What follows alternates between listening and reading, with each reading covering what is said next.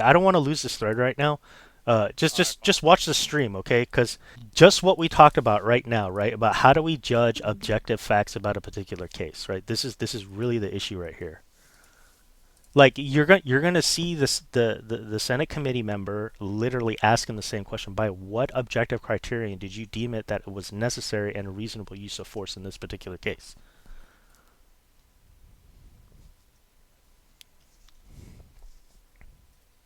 Hold on. Sorry. Is everybody in? Is everybody watching this? Hold on. Give me a sec. Sorry. Yo. There's four. Ego. I know I'm coming at you hard because we've been like kind of having conversation like this whole time. So Nah, my bro. bad if We yeah should talk each other. It's fine. yeah I love this, right? Like, well, at yeah least we can disagree, right? yeah. No. I mean, you're a smart guy. But that's the thing. I know you're. I was you back in the day. Okay. Is everybody in that wants to watch it? All right, here we go. Mm-hmm. In March of 2023, Senator Josh Hawley questioned Attorney General Merrick Garland Can you turn about it why up the a little? Justice Department sent dozens of armed SWAT Can you agents turn on to the arrest a CPF? peaceful Catholic pro-lifer at his home when even local authorities had declined to prosecute him for an alleged crime of disorderly conduct at an abortion facility. Let's talk about the Mark Houck case, for example. You've been asked about this already today, and frankly, your answers really astound me. This is a case where a Catholic pro-life demonstrator, father, was accused of disorderly conduct in front of an abortion center. The local prosecutor, the Philadelphia district attorney, who is a Democrat, a liberal, very progressive, declined to prosecute. There was a private suit that got dismissed. And then after all of that, your Justice Department sent between 20 and 30 armed agents in the early morning hours to the Houck's private residence to arrest this guy after he had offered to turn himself in voluntarily. Here's the photo. Once again, you can see the long guns, you can see the ballistic shields, you can see that they're wearing bulletproof vests. Why did the Justice Department do this? Why did you send 20 to 30 SWAT-style agents and a SWAT-style team to this guy's house when everybody else had declined to prosecute and he'd offered to turn himself in? Determinations of how to make arrests under arrest warrants are made based by the tactical operators in the district. They are But you surely looked into it by this point. It's all right? definitions. You know the answer, surely.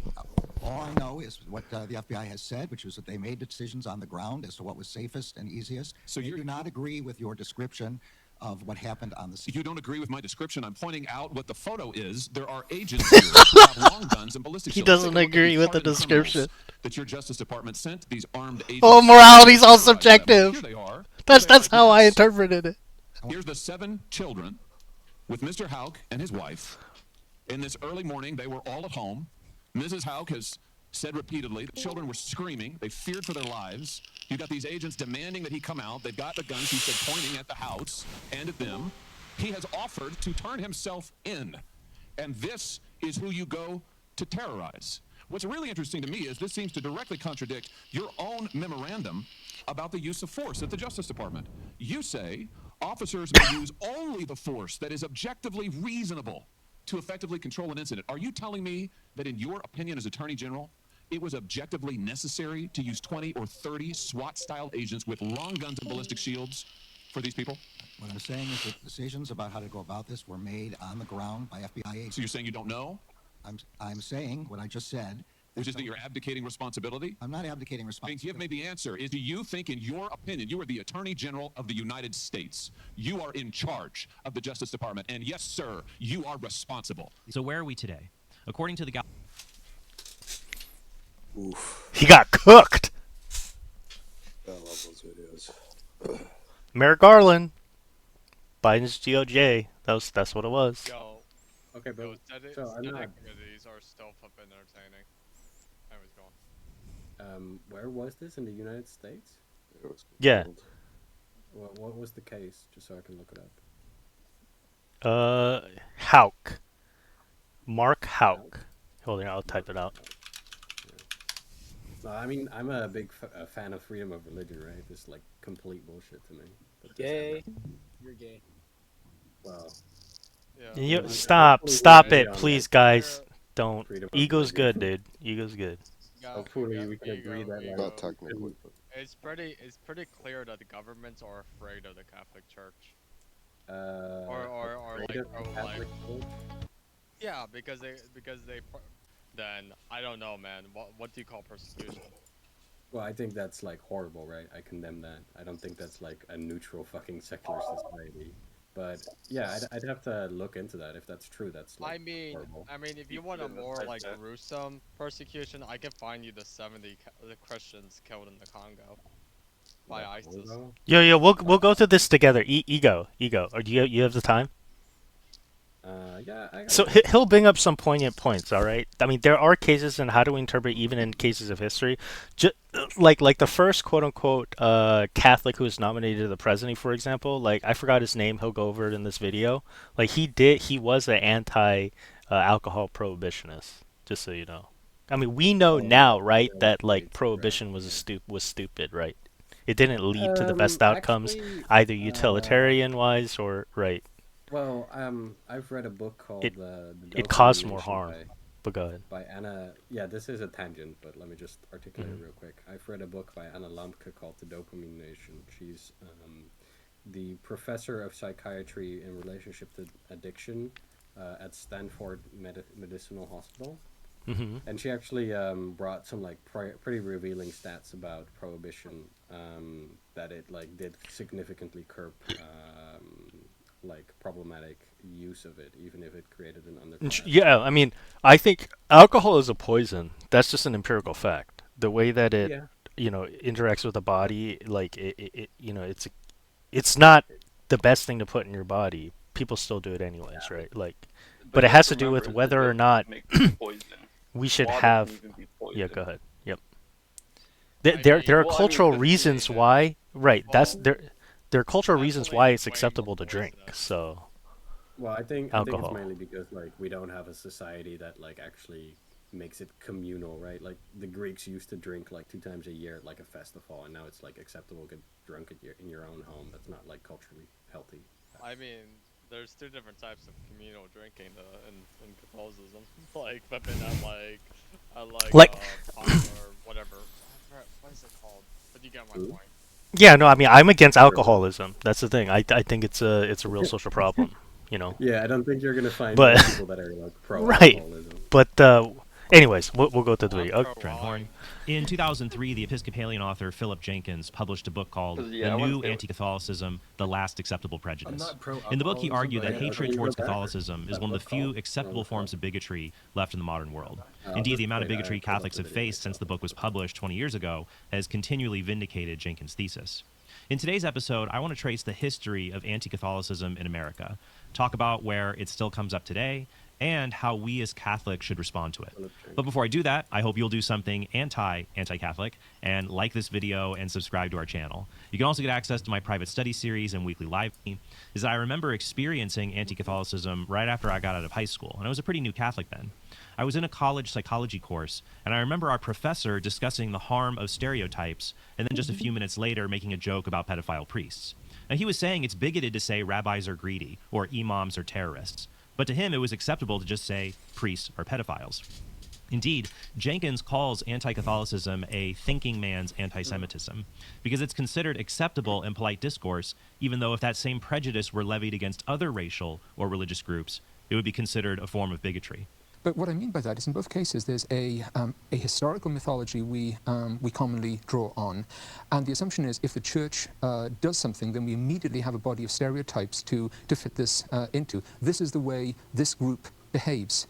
And it serves a lot of the same functions. The way anti-Semitism used to work for the political right, I argue that anti-Catholicism has now become a similar tradition for the left. So the phrase, and I wish I'd invented, is the thinking man's anti-Semitism. Consider, for example, what media outlets and other public figures said during the confirmation hearings of the Catholic judge Amy Coney Barrett. Finally, new rule Democrats have to stop talking about packing the Supreme Court because it's already packed with Catholics. 7 of the 9 justices will be Catholic. And look, I have nothing against Catholics except my entire upbringing.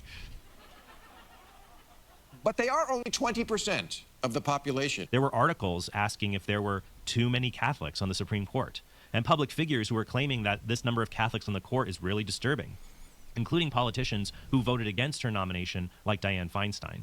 One of her reasons to vote against Amy Coney Barrett was that she's just too religious to be able to serve on the bench. I think whatever a religion is, it has its own dogma.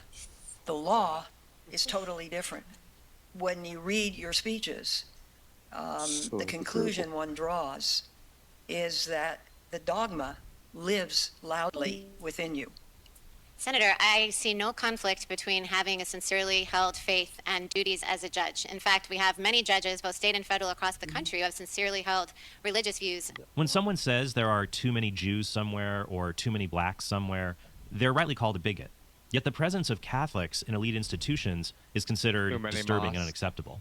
And of course, you can't forget about the award the Dodgers gave to the Sisters of the Perpetual Indulgence, who openly mock Catholic nuns and hold events like Sexy Jesus and Sexy Mary contests.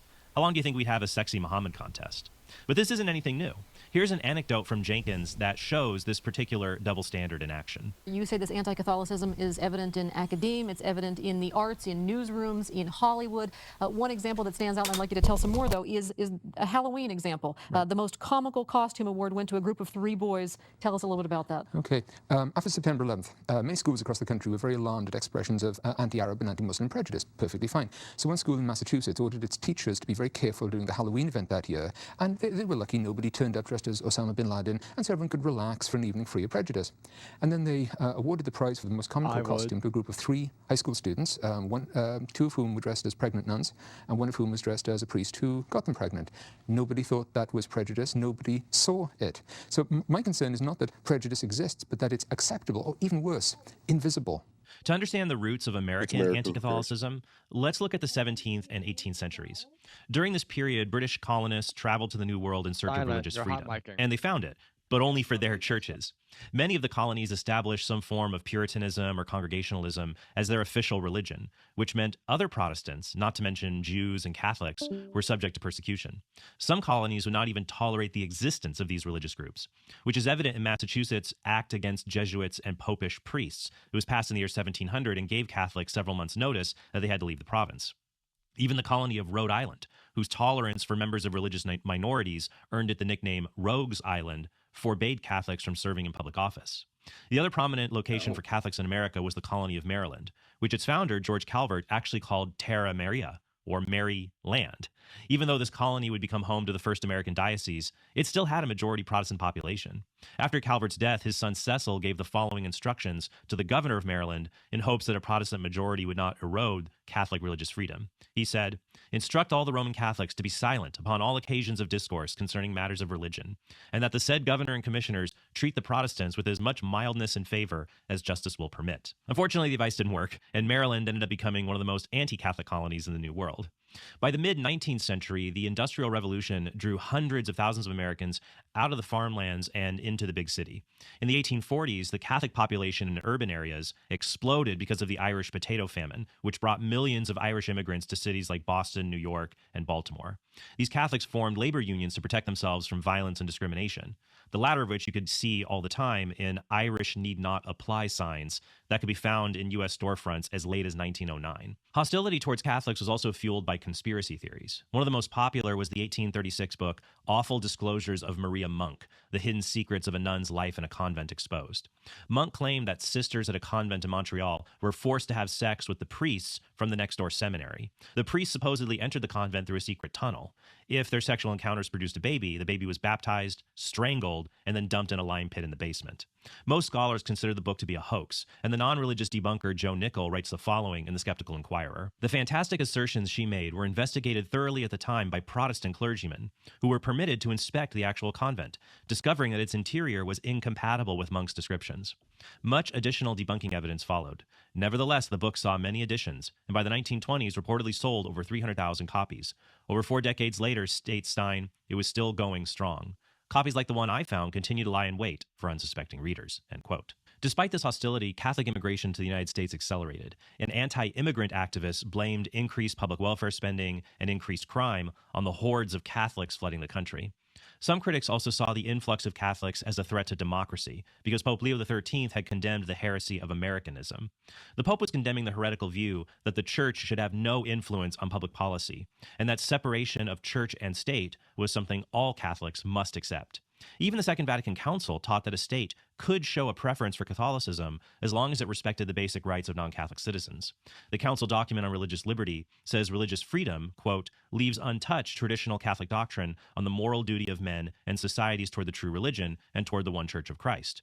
And that if special civil recognition is given to one religious community in the constitutional order of society, it is at the same time imperative that the right of all citizens and religious communities to religious freedom should be recognized and made effective in practice, end quote. Unfortunately, many people interpreted the Pope's exhortations for the Church to shape society as a mandate to conquer it and force people to live under a brutal theocracy.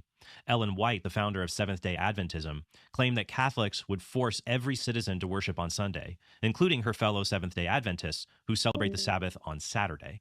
Some Adventists still promote this conspiracy in a book called National Sunday Law. The combination of fear and resentment toward Irish, Italian, and German Catholics also fueled the rise of a semi-secret political society called the Know Nothing Party. The name came from the group's members who would say they knew nothing about whatever the organization was planning. It's no surprise they stayed tight-lipped, though, given that the Know-Nothings used violence and intimidation to keep Catholics and other immigrants from being elected to public office. For example, on August 6, 1855, or what is now called Bloody Monday, armed Know-Nothing mobs controlled the city of Louisville, Kentucky. They made a show of force to prevent Catholics from rigging the day's election. What came next were a series of beatings, lootings, arson, and murders that resulted in the deaths of at least 22 people and the near destruction of the city's cathedral. Unfortunately, the Know-Nothings tactics did help them win dozens of state and local elections in the 1850s, when they ran as the American Party. After one of their candidates, Levi Boone, was elected mayor of Chicago, he banned immigrants from the city's government and police force. The Know-Nothings also tried to ban Catholics from holding public office. Now, Article 6 of the U.S. Constitution says, no religious test shall ever be required as a qualification to any office or public trust under the United States. But that only applies to positions in the federal government. State and local governments could still exclude atheists, Jews, Catholics, and other religious minorities from public office. That changed when the Supreme Court's 1961 Torcaso versus Watkins case ruled that religious tests represented an establishment of religion and were unconstitutional. And as quickly, though, as the Know-Nothings appeared, by 1860, the party was torn apart by the issue of slavery. A lot of the Know-Nothings disagreed about it. But the demise of the Know-Nothings did not end the spread of anti-Catholic rhetoric. The most infamous group that assumed the anti-Catholic mantle was the Ku Klux Klan, the KKK. Before their assault on racial integration, the Klan fought to protect white Protestant America from papists, as they said. Many Klan members believed that every Catholic church kept a stockpile of weapons to use in a future war against Protestants. President Harry Truman even recalled how a group of Klan members in 1923 tried to intimidate him to not appoint Catholics to judicial positions. A Ku Klux Klan officer in 1923 told me that if I didn't promise to appoint all Catholics to county offices when I had the opportunity to do it, the Klan would fight me to a finish. I blew up. I told him where to go and where to get off, and then went on and fought the election just the same. The Klan engaged in a campaign of terror against Catholics, including burning crosses on church property and even murdering priests like Father James Coyle. Anti-Catholic political cartoons depicted the Catholic Church as a kind of predator ready to consume every aspect of American life, including American schools. Though I will admit the depiction of you guys were like the Jews. Well, I mean, that's what I'm saying. You have to be careful of even Catholics who try to do this whole, like, you know, KKK revisionist type of history, or like support anti-Semitism or racism still. That's what I'm saying. Like, these race realist Catholics, like, they don't even understand like the facts of history, like what actually happened. It is pretty ironic, yeah. Crocodiles whose mouths are bishops' miters, and that is creative. Now, even though the Klansmen had no qualm about using violence and other intimidation tactics, they considered the most potent weapon against the church to be mandatory public school attendance. In 1922, the Klan teamed up with the Freemasons to pass the Oregon Compulsory Education Act. They hoped public schools would teach Catholic children civics lessons and wean them off of their troublesome immigrant heritage, including their attachment to the Catholic faith. The act would have basically closed every parochial school in the state of Oregon. It would have closed every Catholic school. So thankfully, after vocal opposition from parents and the newly formed Knights of Columbus, the case was brought before the Supreme Court. In 1925, the court ruled in Pierce versus Society of Sisters that the Compulsory Education Act was unconstitutional and that parents had the right to determine their children's education. Even though the Supreme Court sided with the church on school choice, Protestant America still viewed Catholics with deep suspicion. In 1928, Al Smith became the first Catholic nominated for the presidency. Unfortunately, he lost the election to Herbert Hoover, and he lost in part because of his Catholic faith. In one case, Smith was accused of imposing Catholic morality on the public because he did not support alcohol prohibition, a stance that drew heavy backlash from Protestants who considered alcohol to be sinful. And it'd be more than 30 years before another Catholic ran for president, and Protestant opposition remained fierce. The famous evangelist Billy Graham gathered a group of fellow Protestants in Montrose, Switzerland, in order to come up with a plan to halt the momentum of John F. Kennedy's 1960 campaign for president.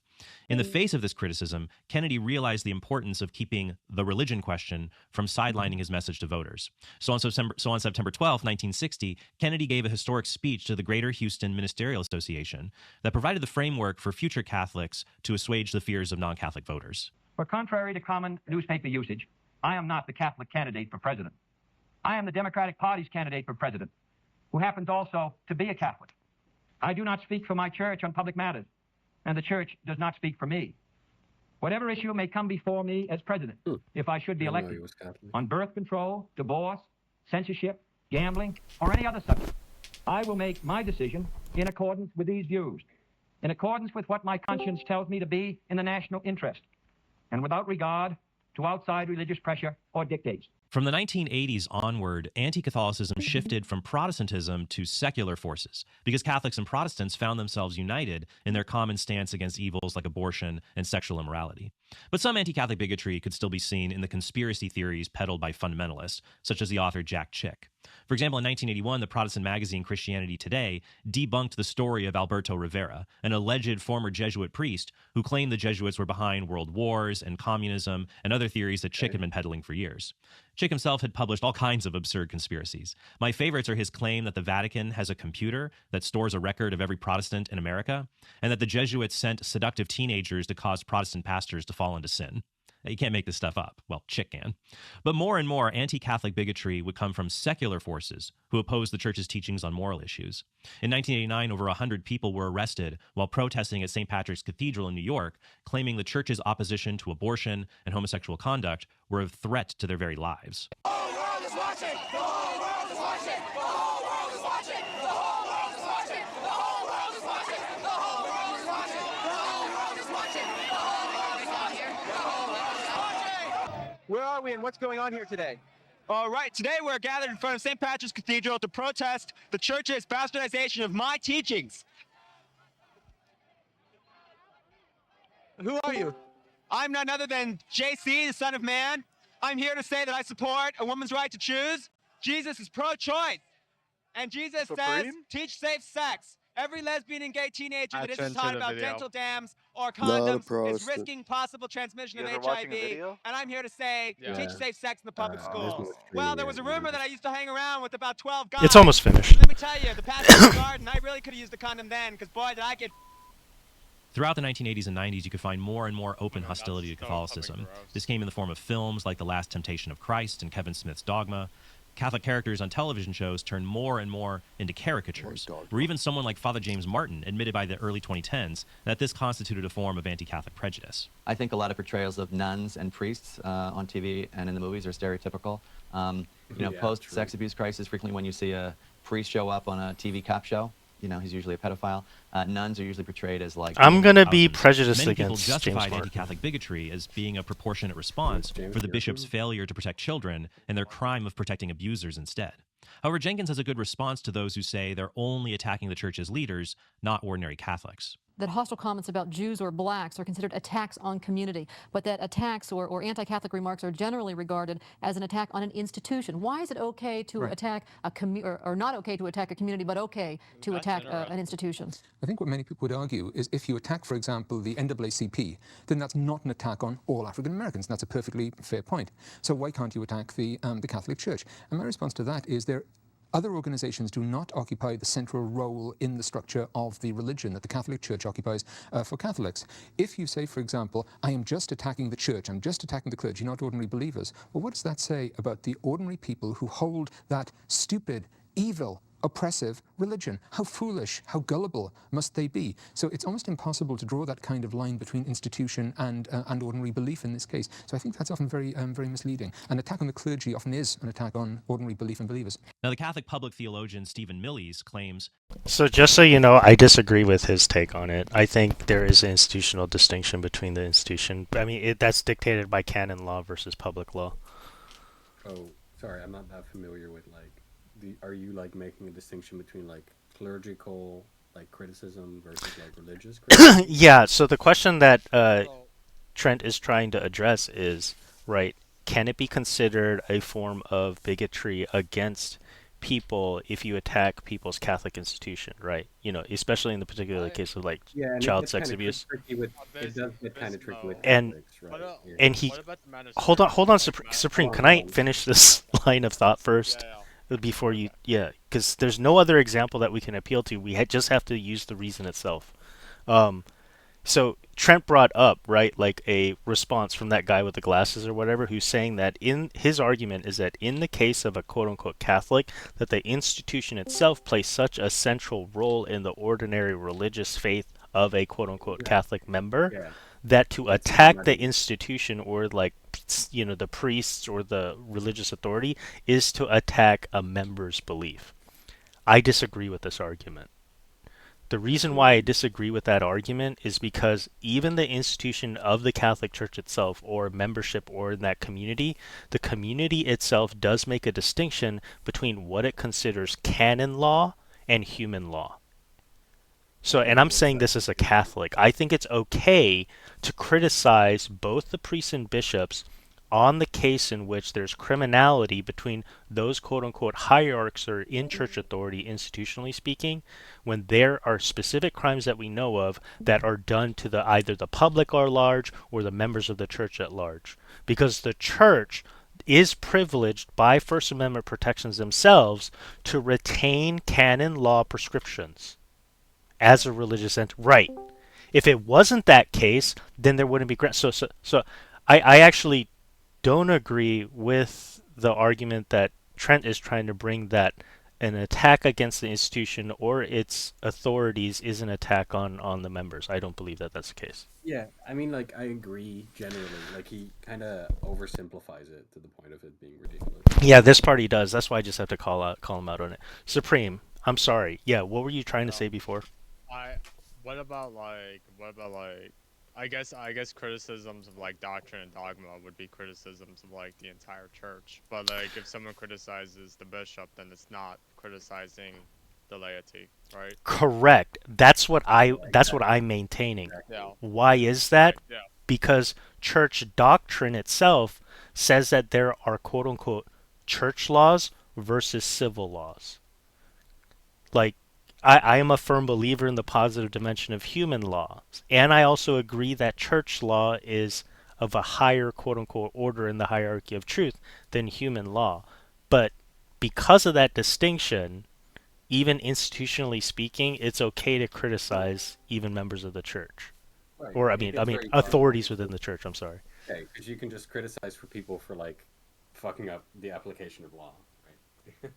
Right. No, that precisely, that's the implication here. It's like, the other thing too is that in order to maintain that any quote-unquote criminal infraction by our institutional authority, that also necessarily doesn't implicate people, members in the church.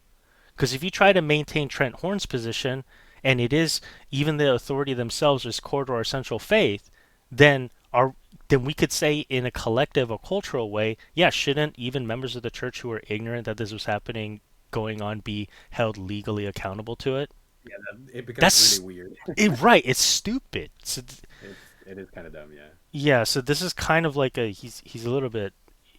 Well, I mean, like, he's like trying to get a point across. Like, you have to be a little generous, right? But I do think he's like a little... How do I put it? Special pleading. Bias isn't the right word, but he's a little bit persecution complex. He's hedging on the side of the church authority on this one. Yeah, and I don't mind him arguing for it, but he goes a little too far. But anyways, you want to keep watching? Yep, it's almost finished. From 2018. Sorry, what's that?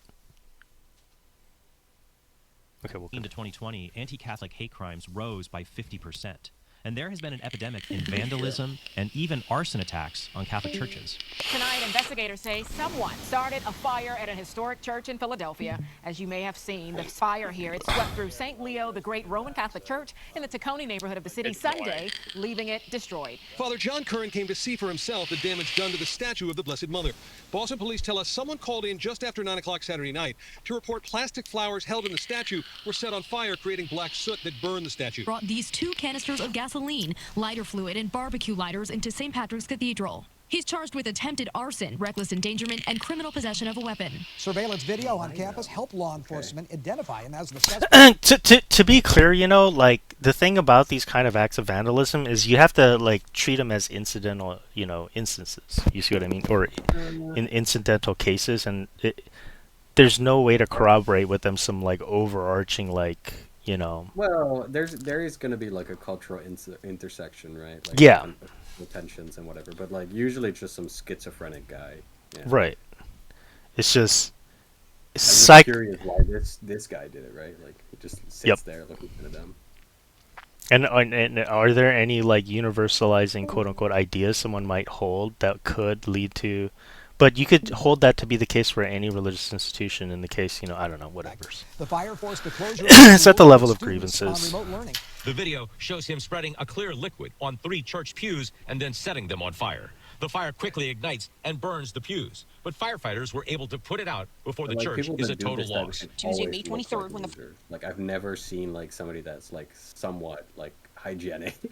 Yeah, no, I mean, I don't think any normal person, you know, like is like I don't even think about doing anything like a Buddhist temple or Hindu temple. You know what I mean? Yeah. And so I'm assuming that this same case like have a somewhat healthy life, I think. But sorry. No worries. We're just gonna skip past the rest. Yeah. I was trying to say early on. Even Trump said before that the government wants the Catholics is what they're after. Do you remember that? Yeah. We kind of went through that at the beginning with the whole Merrick Garland memo. Where are we today?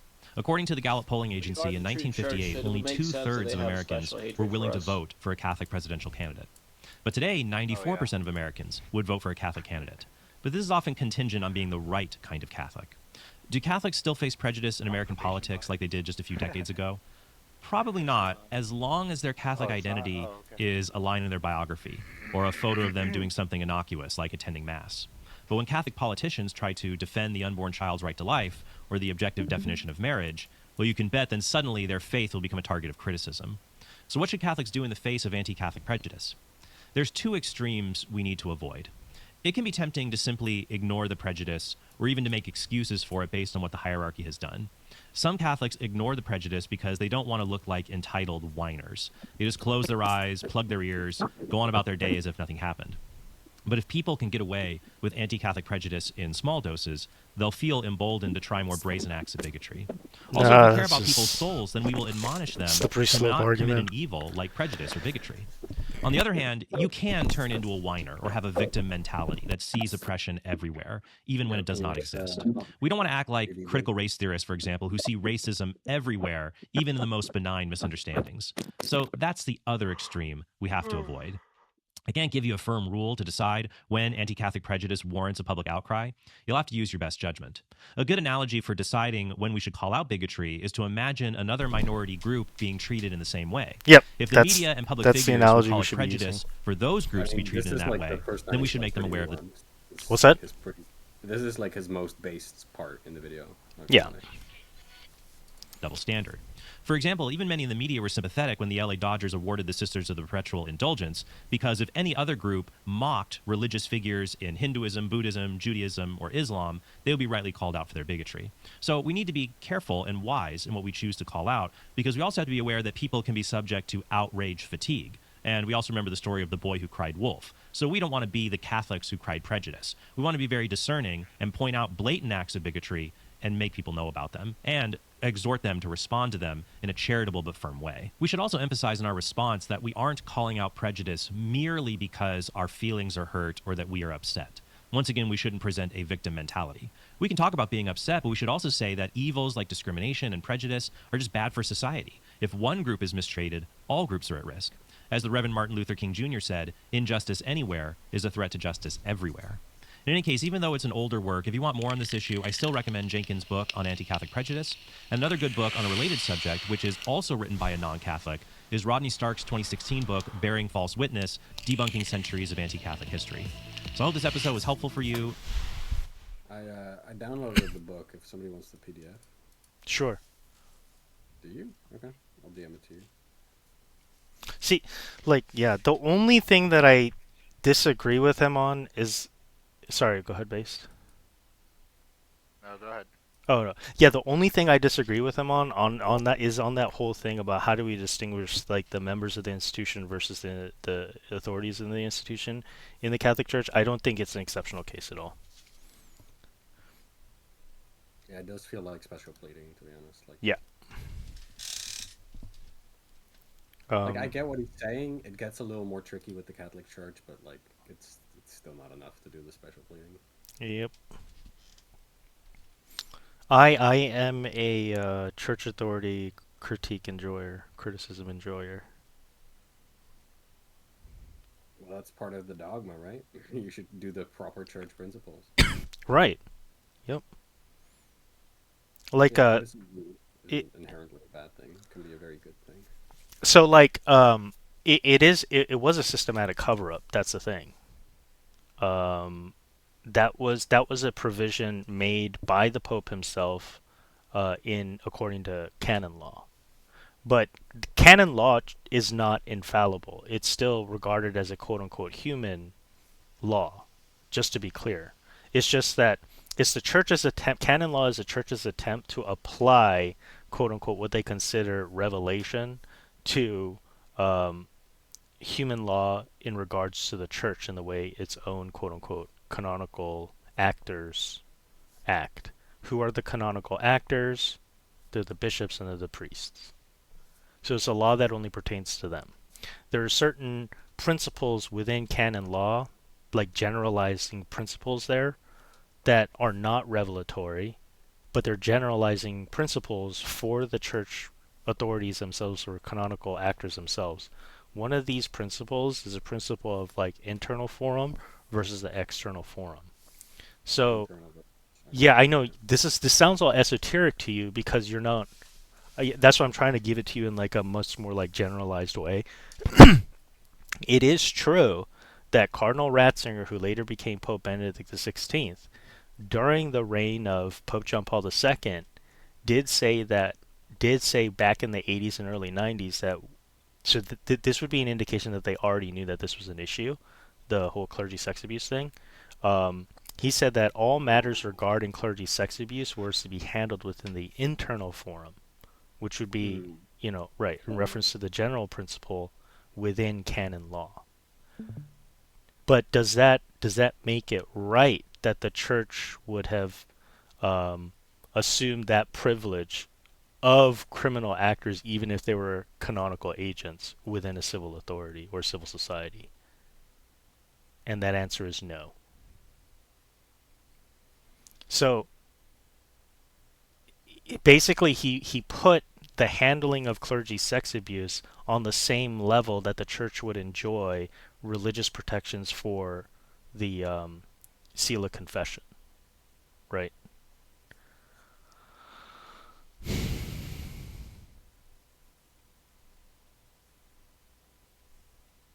I know it's esoteric for you because you're not a Catholic, and I think that's why it's. Well, I mean, it sounds esoteric because it's like been 2,000 years of tradition trying to like formalize. Like, it sounds pretty like you can articulate it in a pretty intuitive way, right? You have like this divine script which you need to interpret. It's like rabbis in a similar way. Yep. Just like institutionalized.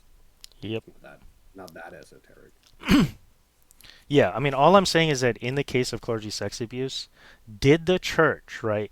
Does the church have prerogative to tribunal or determine the case of clergy sex abuse before the civil authority if evidence for and implication of whether or not a priest is quote unquote or a canonical actor is in fact implicated within a criminal action, no, I don't believe that the church retains that privilege. But that was what was systematically determined to be according to the institutional authority. Right. So I disagree with Benedict and John Paul II on this issue. It was a systematic issue because the very act by which the institutional religious authority does commit that crime, and we have evidence that was the case, that should immediately be brought over to the civil authority, right? Right. Because it involves the victim in this case is someone who is not part of that canonical institution. Oh, yeah, Now that's an you get what I'm interesting getting? Yeah. implication. Yeah, yeah, yeah. So now, at my myself as a religious person, as a Catholic person, when I look at the application of quote unquote any relative or normative, whatever teaching in regards to who the rightful ecclesiastical authority is within my church, yeah, I can call them out and then I said they were in intellectual error in deeming cases of clergy sex abuse within a liberal free democracy as an internal matter according to the church law.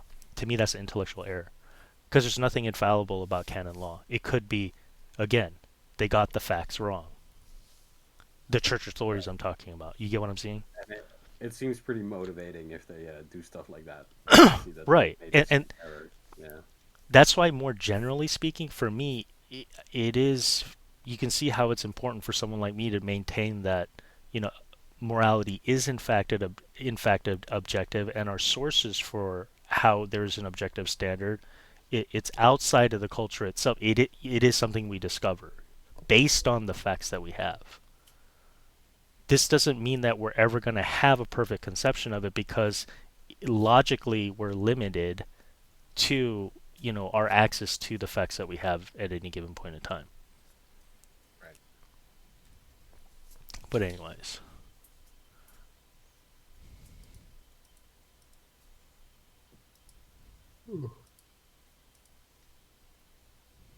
That guy's lag switching.